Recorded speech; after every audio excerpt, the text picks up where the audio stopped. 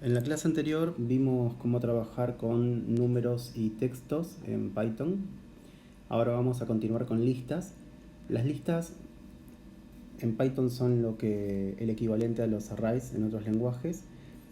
Algo de esto vimos en el tratamiento de los textos, cuando por ejemplo nos quedábamos con el carácter que estaba en la segunda posición, o traíamos el de la última, o un rango entre tal posición y tal otra.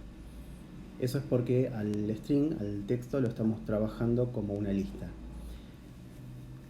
Toda la documentación oficial de Python sobre estructuras de datos está muy bien explicada, y yo les dejo un link para que puedan ver con más detalle lo que en esta clase estamos resumiendo. Así que aquí van a encontrar mucho más información de lo que vamos a ver ahora. Vamos a continuar con ejemplos. Ahora vamos a definir una lista básica compuesta por números. Vamos a imprimir el valor de esa lista. Aquí no debería haber ninguna sorpresa. Y ahora vamos a imprimir la longitud de la lista. Esto, si no nos equivocamos, exactamente el valor es 5. Ahora lo que queremos hacer es traer el valor de lo que tenemos en la posición número 3 de la lista. Recuerden que la posición 3 representa el índice 3, que en realidad es la posición 4, porque comenzamos los índices desde 0, ¿sí? Es por eso que estamos trayendo el valor 2, porque teníamos el 3 en la posición 0, el 4 en la posición 1, el 5 en la posición 2 y el valor 2 en la posición 3.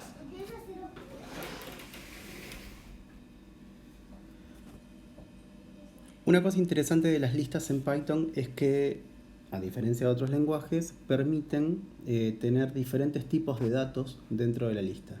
Esto, como ya lo hemos dicho, es una ventaja y a la vez puede ser un problema. Entonces, si vemos este ejemplo, pueden observar que construimos una lista que aquí adentro tiene números, pero que también tiene textos. Lo que vamos a hacer ahora es reemplazar el valor de la posición 2 de la lista, que sería el número 5, por el texto hola, y esto es lo que vamos a tener como resultado. Vamos a continuar ahora pidiendo un rango entre la posición 2 y la posición 4. Recuerden que en listas de Python la posición última del rango es un rango abierto, por lo tanto no devuelve el valor de esa posición, ¿sí? Entonces es por eso que obtenemos hola y ajá, pero no nos queda el valor siguiente, que es el número 2. Ahora lo que vamos a hacer es agregar un valor, el 11, a la lista. Esto lo hacemos con append, pero fíjense que al 11 lo agregué como un texto, no lo agregué como un número, ¿sí? Y por eso en la lista lo vemos con las comillas. De nuevo, es importante que tengan presente que en las listas de Python puede haber diferentes tipos de datos. Bien, ahora vamos a obtener el valor de la cantidad de elementos que tiene la lista. Eso lo vamos a incorporar a un rango, y ese rango lo vamos a reemplazar con los valores que estamos pasando, que son 10, 15 y 20. Entonces, si se fijan, lo que estamos haciendo es, al final de la lista, porque habíamos dicho que queríamos quedarnos con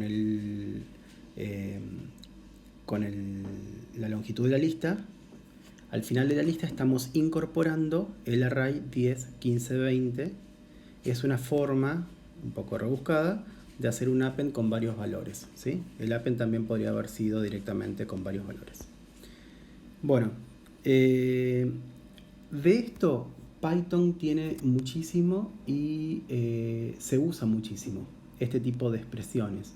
Entonces yo les recomiendo que hagan mucha práctica de este tipo de situaciones, jueguen a probar cosas, a ver cuándo les da un error, cuándo lo que están probando es algo que es distinto a lo que esperaban que fuera el resultado. Hagan mucha práctica de eso porque después van a ver que el código de Python, sobre todo quienes vayan a usar Python por fuera de lo que vamos a dar en la materia, porque la materia va a estar más orientada después al desarrollo web con Python, pero quienes después tengan interés en usar Python para lo que es ciencia de datos, van a ver que esto es algo muy muy muy común, y la sintaxis empieza a ser un poco compleja de seguir a veces si no tenemos mucha experiencia con eso. Bien, ahora lo que hacemos es crear una nueva lista, le llamamos otra lista y ahí vamos a hacer una lista con 4 valores, que son 3 números y un texto. Y a esa lista, fíjense que vamos a usar el método extend para agregarle a la lista original. La lista original es un objeto al que le podemos, usando el método extend, agregar otra lista. Y ahí entonces van a ver que lo que hicimos fue concatenar la lista nueva a la original. Esta sería la forma más legible, más fácil de entender de hacer lo mismo que habíamos hecho en el ejemplo anterior. Bien, ahora lo que acabo de hacer es contar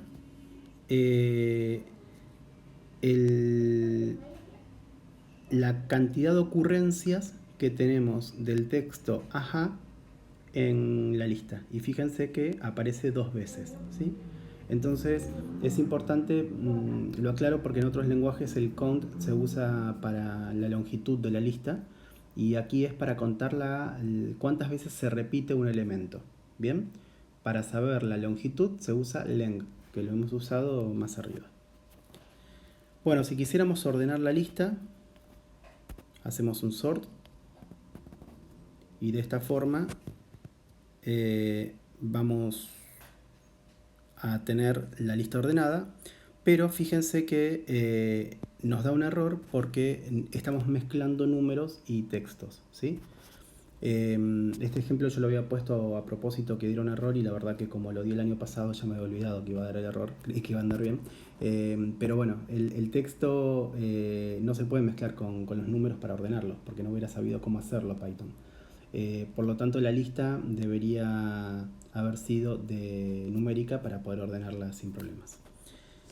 Prueben hacer este tipo de cosas porque ustedes acuérdense que este es el primer lenguaje que usan en el que se pueden mezclar tipos de datos, porque es un lenguaje dinámico, porque es un lenguaje que permite mezclar tipos de datos dentro de una misma variable. Aquí tenemos textos y números dentro de una variable de tipo lista.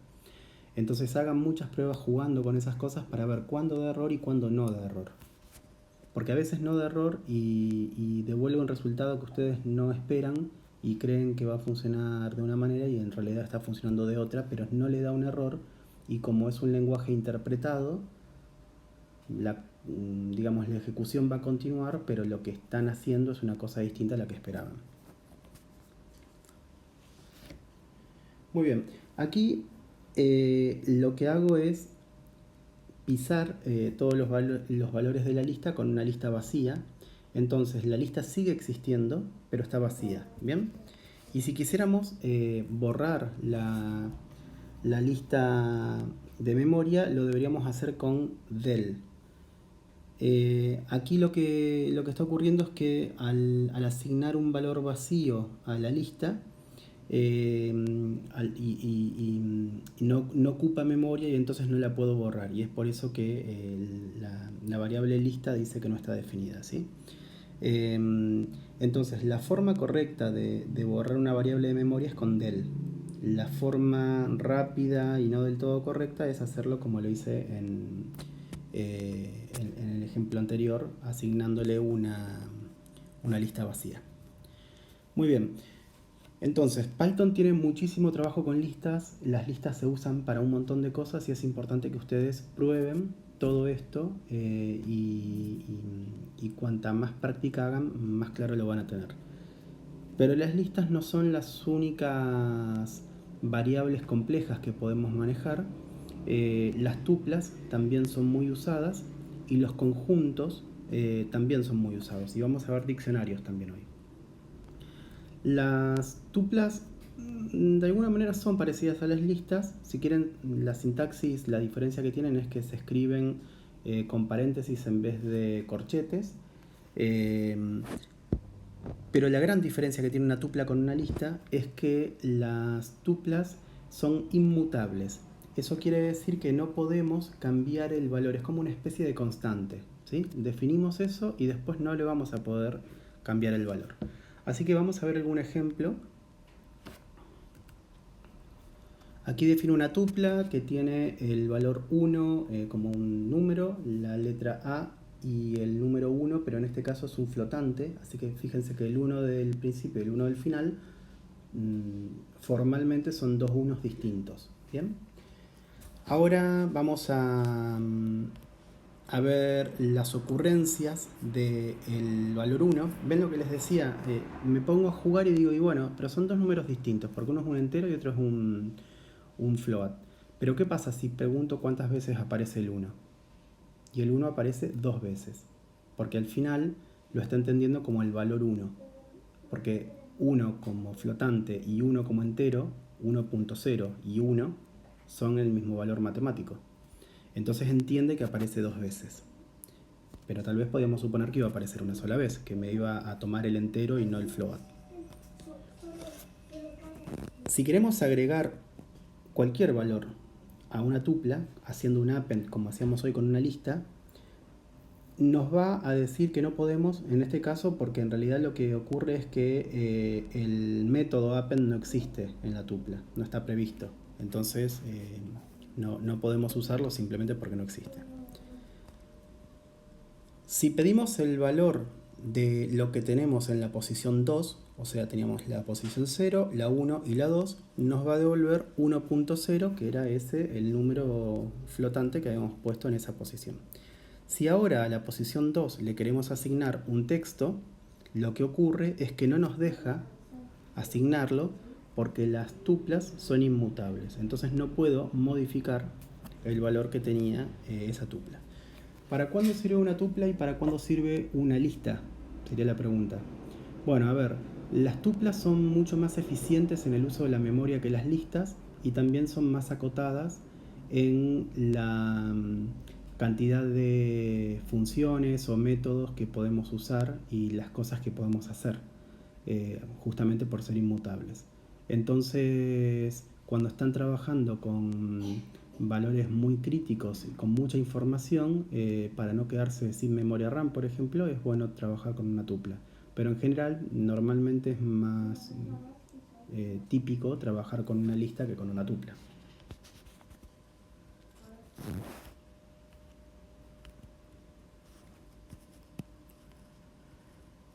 Bien, los conjuntos funcionan con el mismo concepto que el conjunto matemático. Entonces tenemos un conjunto que es una bolsa desordenada de valores en el que podemos aplicar operaciones, por ejemplo, de intersección, de unión, de exclusión. Ese tipo de operaciones están previstas en los conjuntos y vamos a ver algunos ejemplos básicos. De vuelta, les recomiendo que hagan mucha práctica de todo esto. Definimos un conjunto. Bueno, los conjuntos se definen con llaves. Definimos un conjunto en el que agregamos el valor 9 y 5 y después agregamos el valor 6. Entonces ahora tenemos 9, 5 y 6. Si bien está respetando aquí el orden en que yo cargué los valores, acuérdense que los conjuntos no están ordenados. Entonces no esperen que el conjunto les devuelva en cierto orden. Si bien va a respetar en general el orden en el que están cargados los elementos, no es algo que deba importar. Bueno, si queremos agregar un valor a al conjunto, fíjense que ahora, si yo defino un conjunto como un elemento vacío, o sea, como un conjunto vacío, no me deja agregar un valor. Esto es porque en realidad la forma correcta de definir un conjunto no es definiéndolo como un conjunto vacío, sino que se lo define con la función set, que es lo que vemos ahora a continuación. Entonces, si yo defino la función set, ahora puedo hacer el add y me va a funcionar bien. Esto es importante porque informalmente uno define un conjunto como una lista de valores dentro de unas llaves, y si queremos definir un conjunto vacío, creemos que poniendo las llaves vacías también es lo mismo. No nos da error, pero después no funciona porque no está bien definido. Vamos a ver ahora un ejemplo con algunas... Vamos a jugar un poco con las operaciones. Entonces definimos un conjunto que se llama personas 1 y definimos un conjunto que se llama personas 2. En personas 1 tenemos Pedro, María, Javier, Gustavo. En personas 2 tenemos María, Emilia, Julián, Juanita y Javier. Si hacemos una unión de personas 1 y personas 2, vamos a ver que, bueno, ahí lo vamos a ver abajo, pero la unión no me va a incluir los repetidos por justamente la operación matemática de los conjuntos. Pero vamos siguiendo el ejemplo. Primero creamos una variable que se llama unión, después creamos una variable que se llama intersección. Ahí fíjense los operadores que se van usando para cada cosa. Creamos una variable que se llama diferencia 1, que lo que hace es hacer personas 1 menos personas 2, y ahora hacemos al revés, diferencia 2, que es personas 2 menos personas 1. Y después creamos otra que se llama NOR, que sería como el negar la intersección, ¿sí? Bueno, entonces hacemos el print de cada una de estas cosas. Primero hacemos un print de personas 1 y personas 2. Vemos que tenemos lo mismo que habíamos definido.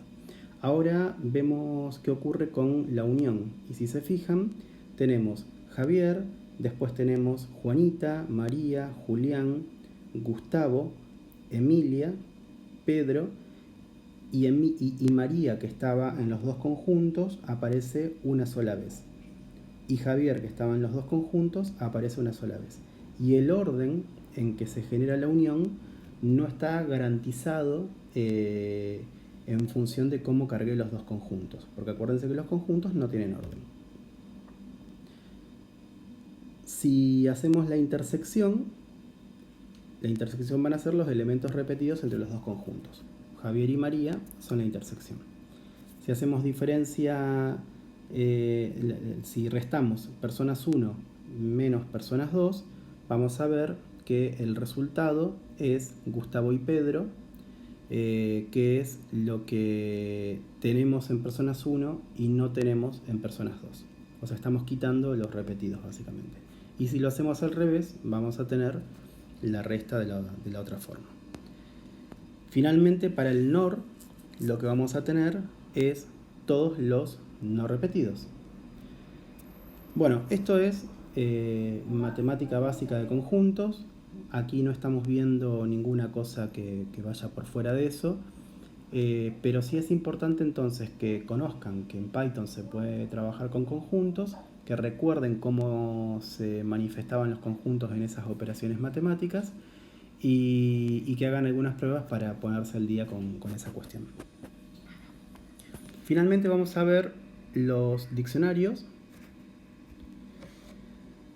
Los diccionarios en otros lenguajes se llaman, no digo que sean lo mismo, pero sí que es similar, se llaman arrays asociativos, por ejemplo en PHP. En JavaScript es muy parecido al formato JSON, si bien es otra cosa, pero digo, es bastante similar la sintaxis incluso. Pero básicamente lo que tenemos aquí es un conjunto de valores con clave-valor, donde lo que está primero es la clave y lo que está segundo es el valor. Esto es muy interesante, de alguna manera es parecido a lo que podemos tener en una tabla donde tenemos campos y cada campo en cada registro tiene un valor. Entonces, por ejemplo, yo defino, también es parecido a lo que podría ser un objeto, una clase, los atributos de una clase, ¿sí? Entonces, imagínenselo como si fuera eso. Entonces yo tengo un diccionario que se llama persona y en ese diccionario tengo el atributo edad que tiene el valor 30 y el atributo nombre que tiene el valor Julián. Si imprimo persona edad o persona nombre, voy a tener esa misma información, ¿sí? Ahora vamos a hacer una modificación aquí. Quiero darles un ejemplo.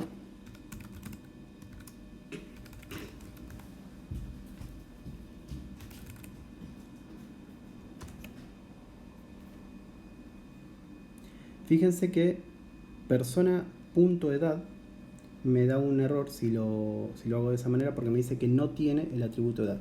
Eso se los muestro así a propósito porque cuando veamos objetos y definamos clases que se definen muy parecido, vamos a ver que sí vamos a poder hacerlo de esta manera. Entonces se los estoy dejando como un ejemplo que en este caso va a dar un error. Yo ahora lo voy a dejar comentado para que les quede.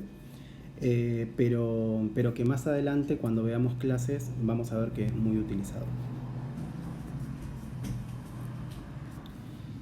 Bien, definimos otra situación, por ejemplo, para teléfonos. Entonces decimos, bueno, Martín tiene el teléfono tanto, Julieta tiene el teléfono tanto. Aquí fíjense que estoy pensándolo de otra manera, porque antes decíamos apellido y el valor, y aquí es como que ponemos el nombre de la persona y el valor que le asignamos, en ese caso como un teléfono. Entonces vamos a ejecutar lo que tenemos aquí y fíjense que cuando hago el print de teléfonos me está devolviendo todos los teléfonos, pero también agregué el teléfono de Pedro y lo agregué como una nueva clave a este diccionario, ¿sí? Eso es muy importante porque en los diccionarios podemos agregar claves de manera dinámica. Voy a hacer un ejemplo más, así les queda claro. Yo puedo agregar, ¿se acuerdan como en una lista que podemos sobreescribir el valor del índice de una lista? Entonces decimos teléfonos 4 y le asigno un valor. Bueno, aquí podemos hacer lo mismo porque los índices en vez de ser numéricos son de string. Entonces yo podría definir un nombre nuevo, por ejemplo Ezequiel, y asignarle un valor, y cuando imprima teléfonos lo que voy a tener también es incorporado el índice Ezequiel. Vamos a hacer un ejemplo más.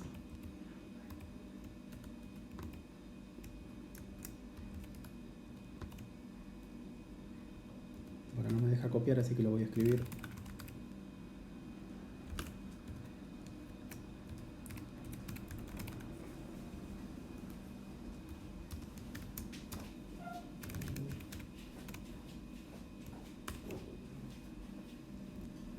Y fíjense que aquí lo que pasa es que se sobreescribe el valor que yo había definido antes. Esto es porque se comporta de la misma manera que una lista. Si yo en una lista sobreescribo el valor de un índice, se sobreescribe ese valor. Y aquí pasa lo mismo, porque los índices en vez de ser numéricos son de texto.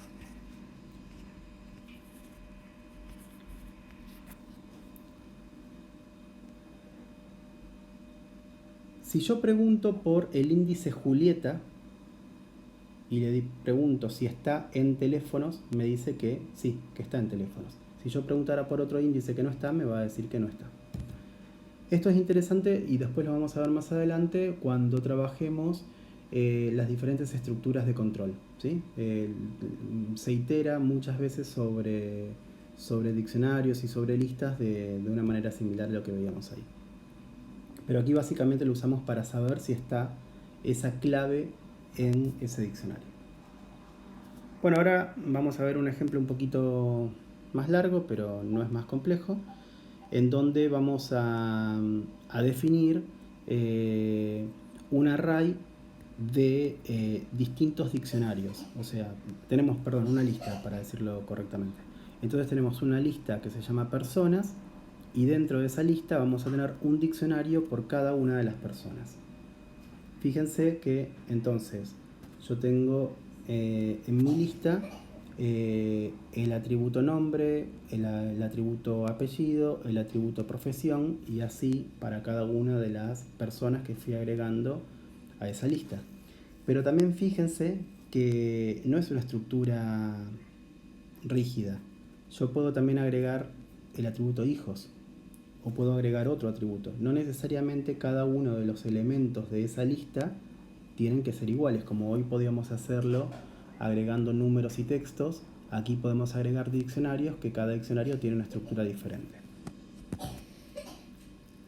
Bueno, y después estamos jugando a ver el valor de el elemento que está en la posición 1, el elemento que está en la posición 2 y a la vez dentro de esa posición ver el atributo hijos.